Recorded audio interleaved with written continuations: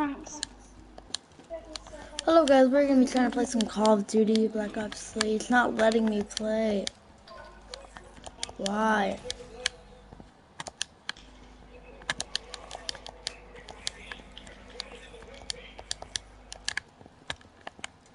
Yes. Why is it not letting me play?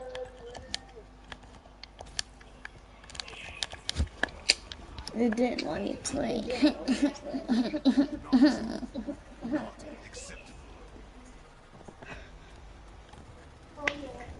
mentioned to you guys and talked about the Razorback. So the Razorback SMG, wow, this gun in the beta, it was a dominant gun. A lot of people predominantly use this gun because it was really good for nuclears and arsenal, but then you can get them people in head glitches as well. So really like the KN-44 gun would be nice. It's the best of both worlds again, but obviously I'm going to put this high because the mobility will be better because it's an SMG predominantly, and that's why it's at the number 4 spot, the Razorback. At the midpoint position at the number 3 spot we have the ICR. Does that ring any bells to you? It rings the bell of the ACR, which is obviously the best gun in Modern Warfare 2 and Modern Warfare 3. I'd say it's the most dominant assault rifle and dominant gun overall in them games. So there's a clear resemblance to why the name of this obviously reminds you of the ACR. But the performance is even better. The performance is just like the ACR, really accurate AR, it's a really good gun overall. For the fire rate, the damage, every shot feels like it registers. It's got really good iron sights too. Everybody who I've talked to about the best gun in the game so far says the ICR, but obviously them people aren't prestiged. So they don't know about the number 2 spot or the number 1 spot, which is a gun that you unlock very, very close to prestiging, so you don't have a lot of time to use it before you prestige. In the run-up position to the number 1 spot, we have the number 2 spot, which is the brother of the Chicon from Black Ops 2, the Pharaoh SMG, which is a 4-round burst SMG. This gun is tremendously accurate, it shoots tremendously fast, and it deals a lot of damage at any range, really. If you get a headshot with this, even at range, I guarantee a 1 burst kill. If you land a We're couple even of trying shots out the per shot, Peacekeeper and the Banshee this game. Jaden, Huh? the other Jaden just sent me ho ho ho. Well, he's a gay. Hey, what the freak? What just happened? Where did the game end?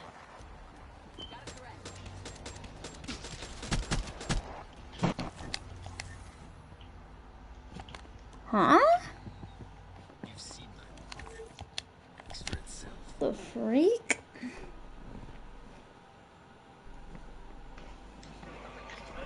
Hmm? It doesn't take up a lot of your screen, it's got really good mobility, and as well as that, it's just generally a really, really useful gun to use for hip fires and aim at the same time. I know I've been in a lot of tricky situations where I may have had to slide and I won't have been able to aim it quick onto the guy because I've had to turn around and shoot the guy in a different direction.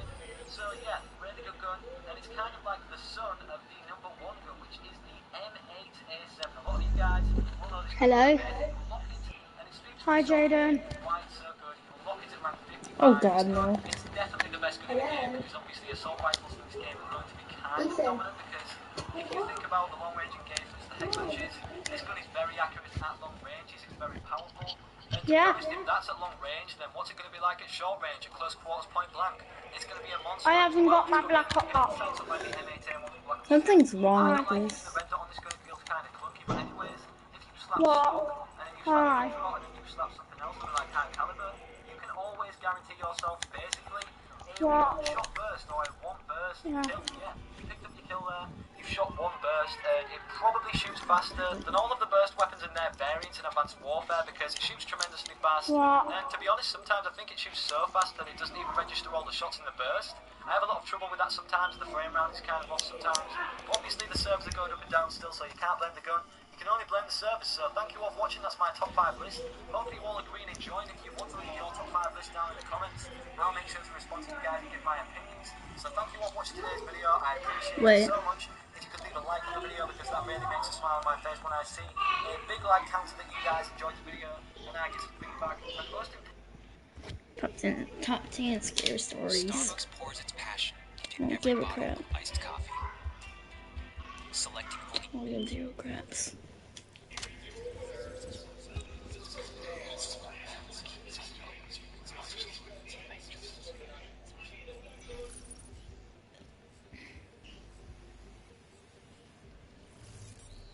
my My wife and I are outdoorsy people. Our first date was a picnic in the middle of the woods. Our wedding was in my parents' backyard, which is almost surrounded by forests. This matters because this story begins and ends in a forest.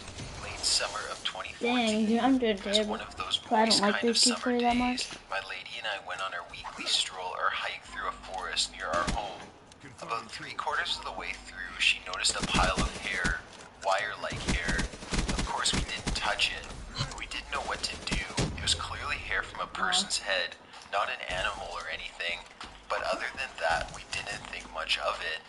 The next week, we went back, but this time the hair was gone.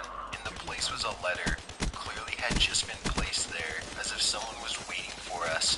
The letter read, "Why did you ignore me?" I told my wife it was just trash, but obviously she didn't believe me, but knew she would be better off. Early summer of 2015, nothing had happened ever since.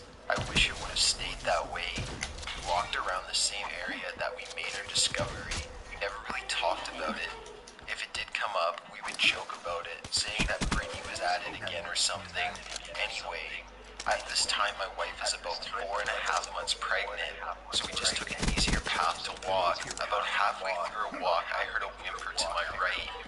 I looked and there was this woman, about in her early 40s. She was dirty, as if she had rolled in dirt for days. She was holding onto a tree, digging her mostly broken or numbed fingernails. I took my wife's arm and led her behind myself, and I asked, "Ma'am, are you alright? Do you need me to call someone for you?" She replied, but I couldn't make out what she said. "Pardon? Why? She started vomiting what looked like black mud. I motioned my wife to start walking away while I stayed back to make sure she didn't follow or chase us. She didn't hesitate to start walking off. Knowing she was pregnant was most likely the reason, but when the woman noticed my wife walking away, she charged at us. Unknowing of her strength, I didn't prepare to be pushed down. I fell onto my back and she was on top of me. She tried to scramble up while staring in the direction my wife was now running in. I tightly wrapped my arms around this woman and she started vomiting onto my forehead. She tried screaming, but she would just choke. Once she had finished, she screamed, "Why did you ignore me?" But I was too engaged in the idea of how the fuck am I going to get out of this. I started to wiggle to try to get myself on top of her, but once I did, what next? Stand up, shake hands, and leave? No, my face was right on her upper chest, so I couldn't just whip my face into hers. I got my arms out from under her, and I used them to hold her arms down, and I lift myself, almost like a push-up. Then I press my foot-filled boot onto her stomach, then I mentally count to 5, then I accidentally kick her chin with my other foot-filled boot, and I take off. I look back at her, gripping her jaw and reaching for me while screaming. It's amazing how fast a person can run when they feel like they could die. I dodged every rock and tree. I even went off the trail just in case she ever got up and ran for me. Eventually, after what felt like hours, I meet the edge of the forest and the side of the road. Our town is half a forest. I look left to right, no wife to be seen. I ran to her car and she wasn't anywhere to be found. I leapt into the driver's seat and started screaming and pulling at my face, punching the wheel and stomped. I leaped into the driver's seat and started screaming and pulling at my face, punching the wheel and stomped. Then I heard crying and screaming in the back, and it was the love of my life, laying on the seats holding her ears and knees to her chest, or as close as they could get. I pulled myself back there so fast I don't even remember, and I hugged her so fucking tight she smacked me off because of the vomit on my head. We did not call the police because this experience caused my wife a lot of stress and sleepless nights, that she had a miscarriage, and we chose to forget. We do not go on walks that aren't by roads or buildings. It's been 5 years since then, and we have 2 beautiful boys. We never saw this woman again, and I hope we never do. I was sleeping over at my friend Jacob's house in September of 2015 with Awesome another friends. Jacob lives very far out of the way next to a lot of forest land in northeast Pennsylvania. Now I do not get frightened too much anymore, but I have always been creeped out by the barren woods around his house at a very young age. The story begins at around 11 o'clock at night with the 3 of us hanging out in the large field that stretched for about 800 dogs Oh, from got Jacob's him. house to the thick woods. We got bored out there after a while and decided to go back to the house.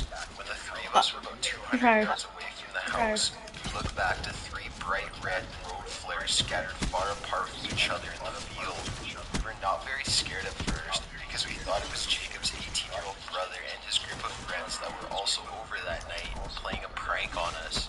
We walk a bit further to see that Jacob's brother and his friends were hanging out by the house, so there was no possible way they could have lit the flares. His brother, along with his friends, began asking us why we lit flares up in the field, and we explained that we thought it was them who did it. Well, the next thing I know, the whole field was lit up with spotlights and car headlights from all of the 18-year-olds and Jacob's dad.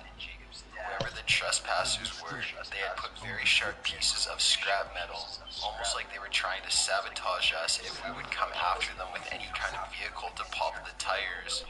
The group keeps saying that they were seeing multiple silhouettes of people running along the edge of the high-grassed field and the woods.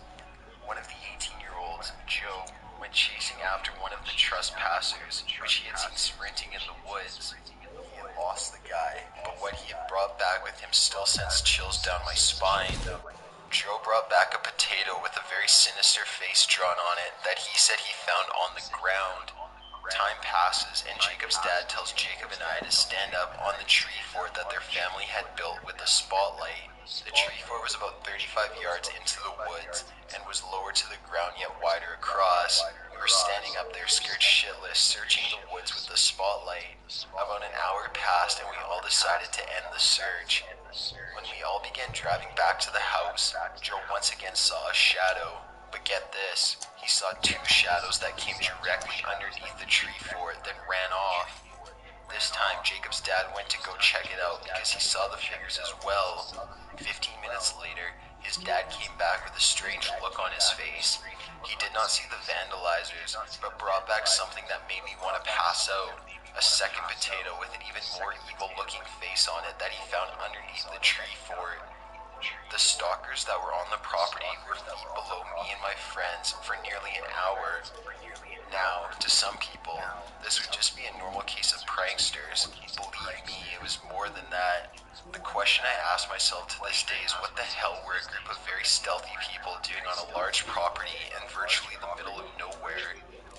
Even if it were just the very few neighbors that live nearby, they are all in their older years and would not have the desire nor stealth to pull this prank. I also wonder how stealthy the group of trespassers must have been to not be seen by our whole group with vehicles and spotlights. We didn't even see their bodies at all. All we ever got to see of them were their shadows and the horrific traces they left behind. Lastly, the reason I say group is because there had been 3 road flares that had been lit on opposite sides of the field at practically the same time. There had to have been at least 3 of them in a group that night. The story takes place in America in the early 1980s before my mom was married. She lived with her sister, her sister's husband, and their 3 dogs. My mother's family is from Ireland, and so is my aunt's husband. His sister, Mary Catherine, was visiting the States for a few weeks. During the daytime, everyone worked, so it was just Mary Catherine at home with their 3 dogs. Princess, a German Shepherd Standard Collie mix, Kelly, a German Shepherd Husky, and Mickey, a massive illegal wolf mix. All 3 dogs were big hams but fiercely protective. One day, my mom came home from work to find the lights turned out, shades drawn, and doors locked. She thought maybe Mary Catherine had gone for a walk, but when she opened the door, she met Mary, standing white as a sheet with a knife in her hand. "Oh, Patsy, something terrible happened today. We had a visitor," she spoke. Around noon, Mary was in the kitchen fixing herself some lunch when she heard the front door open. The dogs went crazy, howling and barking. The dogs never barked at family, so she went to see who it was. It was a man. A man she had never seen before let himself in through the unlocked door and was sitting on the couch. The dog stood on the staircase landing adjacent to the couch and refused to go near him. Before she could ask who he was, he said, "I'm very thirsty. Could you get me a drink of water?" She figured he was just a neighbor, or maybe his car had broken down. The house was situated in a remote and relatively safe area, so she didn't think of him as a threat. Plus, she was from a small village where she knew everyone, and unexpected guests were the norm for her. He sat on the sofa so casually, like he was waiting for someone. She said hello and went into the kitchen to get him a drink, ushering the dogs in with her to avoid making a fuss. They were very angry, growling at the man with their hackles raised, but they hadn't approached him.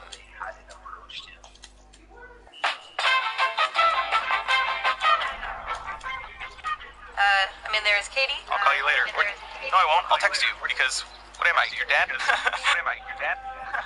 Yeah. She had her back turned at the kitchen sink, filling up a glass of water, when she felt a hand clap on her shoulder. Are you waiting on someone? The family will be home for a while, Mary said nervously. I know they won't, the man replied coldly. Mary whipped around to face the man. You know, he said, you're a good-looking woman, and I'm a good-looking man. The dogs backed up against her, barking and howling. She reached behind her to grab a knife off the block in one hand and the glass of water in the other. I think you should drink your water and be on your way. The man stood and drank the water while Mary stood there with the dogs. She watched him place the glass on a table, open the door, go down the steps, and walk into the street until she lost sight of him. Once everyone was home, my mother called the police. There wasn't much they could do since Mary wasn't hurt, and they hadn't heard any reports of break-ins or assaults lately, so they just took a statement. My family always tells this story as an example of how the Irish people tend to downplay unfortunate situations almost humorously. The Irish comedian.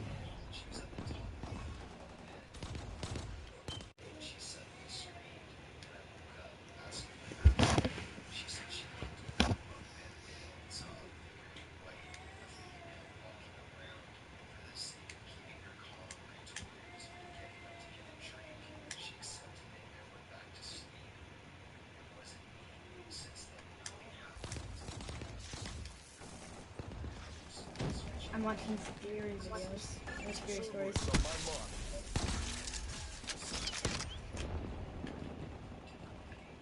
TACOM authorizing deployment to UAV.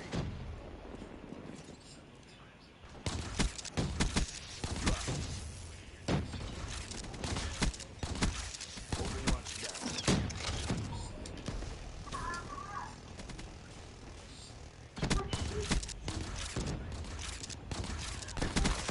Soldier down. Ethan. Ethan. Webworks neutralized. Get a counter UAV overhead. Hello.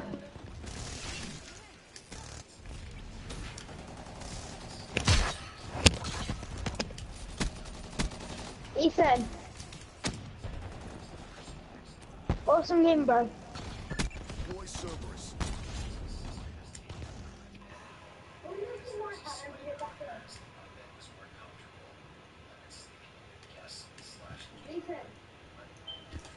He's not here.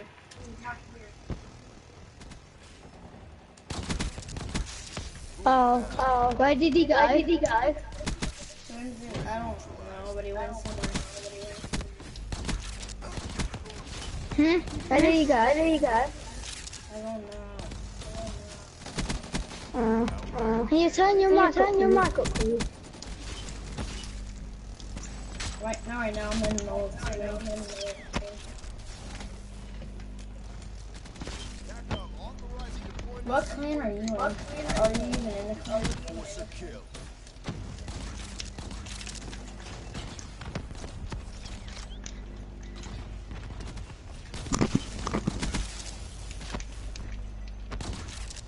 Yeah. What clan is it called? What clan is it called? Cerberus unlocked.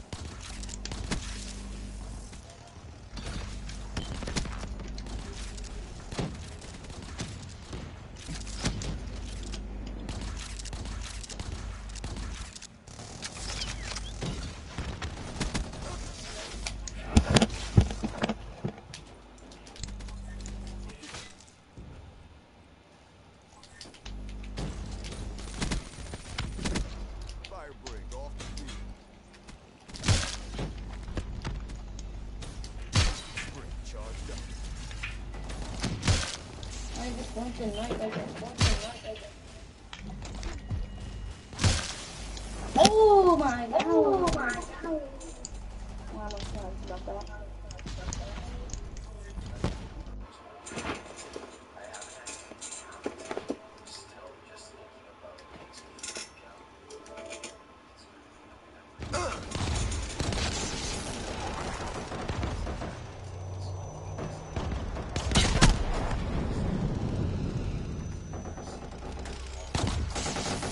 I will bury you.